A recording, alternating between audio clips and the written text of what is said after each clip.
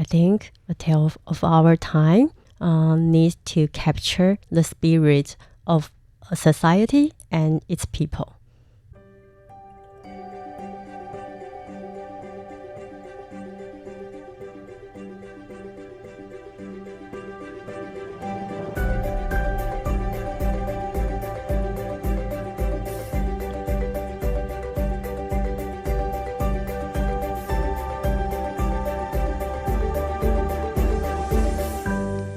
Hello, everyone, and welcome to Tales of Our Times. This is a show where we discuss the stories that move us, what makes them so meaningful, and why others should or could find meaning in them as well.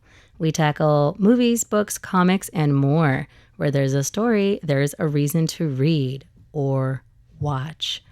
I'm your host, Amanda Stevens, and this is not a spoiler-free show, so bear that in mind as you continue to listen.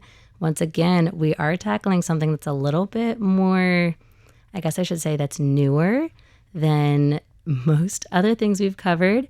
I'm not alone today, though. I'm joined by my very good friend, Maggie. Ooh, yeah. Welcome. Hello, Amanda. It's good to see you. This is kind of fun because for listeners of the show, I have recorded for Maggie before. For 1 year. Right? Yeah. I know this is the first time you have recorded for me. I have to return your favor. Yeah. So would you like to introduce yourself? Yeah. Hello, everyone. I'm Maggie. I've taught English and Mandarin for 8 years. I got my master's degree in language teaching at the University of Edinburgh in the UK. Right now, I'm working at Hess Publishing Department. And so what story have you brought for us to discuss today? Today, I'd like to talk about Wave Makers, 人选之人, a Netflix series that caused a sensation in Taiwan this April. Yeah. And when I say it was newer than usual, this one was only released on April 28th, right? Yes. It's pretty new. And as I understand it, it's only 8 episodes. So if this does spark your interest, you should join everyone else and take a glance. But for people like me who haven't had a chance to watch it yet, or maybe for people who don't have Netflix Taiwan, could you give us a short summary about what the show is about? Because I think it's an interesting kind of local show, like a good local view into Taiwan politics. Yes. It is a political drama indeed, where we could see a team of campaign staffers of an opposition party who work very hard to get their female candidate elected during a virtual Taiwanese presidential election. Mm-hmm. Yeah. Oh, very topical considering we're going into an election year very now. Soon. Yeah. Yes. Wow. All right. So what happens? The title of this series has already told us that wave makers refer to these staffers, especially those in a press department who has to respond to public opinions and issues on a daily basis. They create so-called waves, the trends to elevate the momentum of the candidates. It's kind of interesting for a political drama this time to be focused not on the candidate, yes, but actually on the staff of their campaign. Yeah, true. It's the first time we have a TV series focusing on campaign staffers in Taiwan. This is the first time. Yeah. Are they successful in the end? It's okay. I just don't want to spoil. I warn people at the start. They have to skip this part. Okay. If they don't succeed, the people will know. Yeah. Or they did. Okay. Sorry. You'll see when you watch the show. Yeah. Yeah. Very fortunately, in the end. Yeah. That's basically the summary of this show. Yeah, I think it's an interesting moment to release a show like that, given the time in Taiwan, like I mentioned before, that it's going into an election year. Yes, but I think Taiwanese people are very keen to this kind of elections. So it's quite interesting. If you like to know Taiwanese society more, you could capture this kind of spirit, as I say, because we always say that we are the most democratic country in Asia, right? Yeah. And we have we have the first female president who is not from a political family. So you could see that Taiwanese people are really keen to talk and to give their opinions about politics. Yeah. Do you think that this show, among your other Taiwanese friends and family, do you think that it is very popular? Has it made waves as per the title? Yeah, I think yes, all the friends around me are very all love the shows, and many people who work as a campaign staffers enjoy the shows a bit. They could find their parts in the show. It's very relatable to them. Yeah. And because before I studied abroad, actually my major in college is public administration and politics. Whoa. So that's why I've always been very interested in politics and political issues. So this one was also very close to your heart when you watched it. Kind of. Yeah. Well, that's a good segue to the next question. What was your first experience with this show? It's new. So did you watch it like just when it came out? Yes, I think just like a few days because it has already caused a sensation on internet. So everybody is talking about the show. So of course I was very curious then I watched it on Netflix. Did you watch it over a normal period of time? Or did you, as the reviews that I saw, like watch it all at once? I kind of watch it at a go. Yeah. In one go? But yeah, in one go. Just like in 2 days, I think. Yeah. You binged it? Yeah. Okay. So is it a recommended binge? I will say so. I'm not so confident about my foreign friends because there are many Taiwanese names and some specific culture. But I will definitely rate this one because it depicts this kind of election culture in Taiwan. So maybe it's like for people who live in Taiwan who would see this, like you would get a very good insight into what it's like to be involved in like Taiwanese elections. Or if you're not from Taiwan and you have the opportunity to see it, you would definitely get a good insight into what it's like during a Taiwanese election and during like a high stakes Taiwanese election, like a presidential election.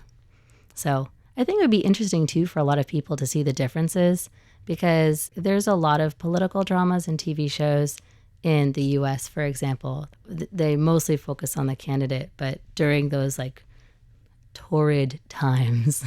So it would be a good point of comparison, I think. That's why I want to watch it since we've started talking about it. Yeah, I think so. And the election culture is kind of different. I would say here that we like to get as many people come to join the kind of campaign rally thing. And our campaign rally is quite loud and noisy all the times. It's more like a temple fair, and people are always very passionate, like people are watching some sports game. Yeah. I would agree with that. I would say from the little clips I've seen, and then also from the actual like campaign rallies that I've driven past in my time in Taiwan, I think if you didn't know better, you might think that you like passed an impromptu concert or something with like how enthusiastic people are about like what's being said or what they're doing. So if you could yell like a 动算 in any campaign rally, they will love you. 动算 means it's Taiwanese, means get elected, victory. And people will repeat this kind of slogan. So moving on from that, I guess, to the next question, why do you personally care so much about this Wave Makers show? There are many stories in this show, but I think there is only, there's one main thing, one main idea. Through the plus, it's the gender equity issue. There are three main characters in this show. One is the head of the press department. It's called Huang Jiajing. He is an ideal boss that you will dreamful at work, but his dedication to work makes him fail to share housework and leads hurt his relationship with his wife. The second main character is a deputy director, and she's called Wang Wenfang. She's a lesbian politician who lost a local election and then worked as a deputy director of the press department at this campaign headquarters. So it talks about the LGBT issues as well. And the third one is the youngest employee here. And she confronts the kind of sexual harassment at work.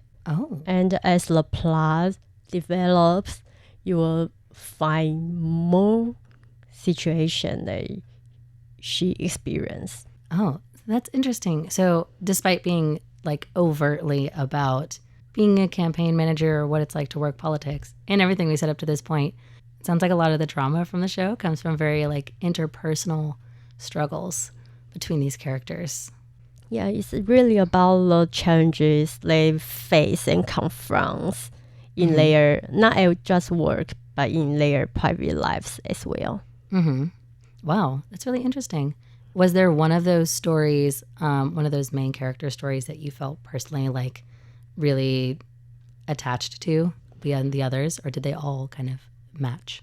I think I like all the characters, but although I may not have that kind of issue, but it happened to my friends or to my family, like the lesbian politicians I mentioned, because some of my friends are lesbian. And although Taiwan has already passed the law that you could you can marry someone of the same marriage. gender. Yes. But for older generations, it would take some time for them to accept their sons or daughters are lesbian. But I think it's not too bad, because in Taiwan, at least I think all people around me are not that kind of negatively seeing lesbian or gay. Yeah. It's interesting too, since that is another way that Taiwan tends to kind of progress a little bit ahead of its neighbors. But even so, like you mentioned, there's always a difference between like political policy and social acceptance. And then I think even for us, we need to acknowledge too, like we're in Taipei. And so perhaps there is more of a ripple, but it sounds very moving in a way I didn't expect. It's making me want to watch the show more. Yeah. Because I talk with my friends in Japan or in Thailand or any other Asian countries, and I realize, although I complain about the gender equity here a lot, but actually Taiwan could be kind of a role model for this kind of Asian cultures. Yeah.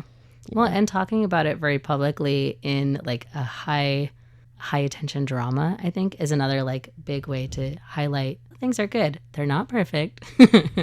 They could still be better, like the ways in which that they can still improve too, I think is very interesting. So is that one of the reasons you think this should be considered a tale of our time? Yeah. Or is there more to that as well? Yeah, I think so. And that's the main point. I admire the script writers and the directors, and also because it tackles many debating issues in Taiwan. Yeah, the most interesting part is that it doesn't mention the most important issue in Taiwan, like the unification with China or independence, because if you talk about this kind of issue in Taiwan, you got labeled very easily. Immediately. And people don't really talk rationally about this kind of issue. And so I think it's quite clever. They focus on some other issues in this drama, like environmental protection and get married, things like that, or death penalty thing. Yeah. So I think I saw one of the reviews mentioned that it was like an election in like not ideal, but in a less polarized society.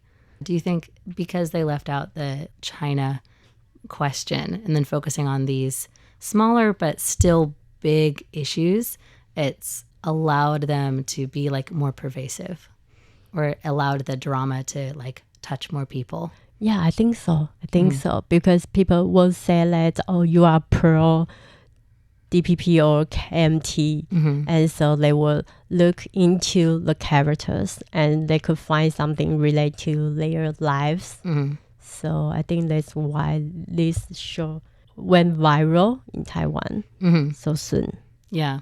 Okay, I know Wavemakers probably already has a subtitle, but if you could give it your own single one-phrase subtitle, what would it be? I would say persistence leads to hope. I like it. So that's Wavemakers, persistence leads to hope. Well, that's going to be it for us today. Thank you for joining me, Maggie. Thank you for inviting me. Yeah, I've had a lot of fun. This is the first Taiwanese drama that we've talked about, kind of like Taiwanese story. So I think it's an interesting look. That has been Wavemakers on Netflix, directed by Lin Jing-young, if you get a chance to see it. And this has been Tales of Our Time on Radio Taiwan International. I'm your host, Amanda Stevens, with, of course, my guest, Maggie Wu. Thank you. I hope you enjoyed learning about Wavemakers. Persistence leads to hope, a tale of our time. And we'll see you next time.